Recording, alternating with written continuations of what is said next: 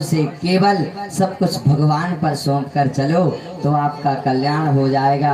और कहते हैं ना, चार वेद छह शास्त्र में बात मिली है केवल दो, दुख दीने दुख होते हैं, सुख दीने सुख होए। इसलिए भैया, अगर दुख दोगे और सोचो कि सुख मिल जाए तो इस सोच में मत रहना। दुख दोगे तो दुगना प्राप्त होगा और सुख दोगे तो तिगना प्राप्त होगा। इस बात की हमेशा खबर रखना, आपका कल्याण हो जाएगा। राजा परीक्षित सुखदेव जी महाराज से पूछ रहे हैं, सुखदेव जी महाराज, अभी तक आपने जितनी भी कथाएं सुनाई हैं, बड़े बड़े भक्त हुए भगवान के, कोई ऐसा भक्त है जो गरीब था और उन पर भी भगवान ने कृपा की हो? राजा परीक्षित जी से सुखदेव जी महाराज ने कहा, बिल्कुल। बोले कौन? तब राजा सुखदेव जी को सुखदेव जी महाराज परीक्षित जी से कह रहे हैं, कृष्णस्यासीत सखा कश्चित् विब्राह्मणो ब्रह्मवित्तमः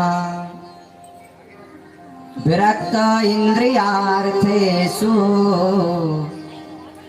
प्रसन्नात्मा जितेन्द्रियः। भैया, कृष्णस्यासीत सखा, कृष्ण भगवान के एक बड़े ही प्रेमी, बड़े स्वभाव के और परम मित्र थे। बोले ब्राह्मणों ब्रह्मवित्तमः, जो ब्राह्मणों में भी ब्राह्मणों से बढ़कर, जिनकी महाराज संध्या में हमेशा रुचि, हमेशा भगवान के भजन में रुचि।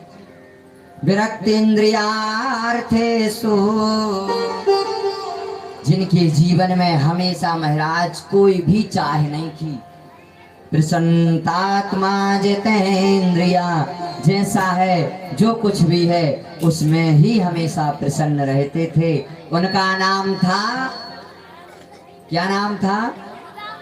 सुदामा। बोलो सुदामा जी महाराज की जय। अब सभी लोग बड़े भाव से कथा सुनना। कहते हैं, अगर 7 दिन की कथा ना सुन पाओ, केवल अकेले सुदामा चरित्र सुन लो तो महाराज आपका कल्याण हो जाता है। इसलिए बड़े भाव से दीदी हरो, बस सुदामा चरित्र फिर तो बतलाऊंगा।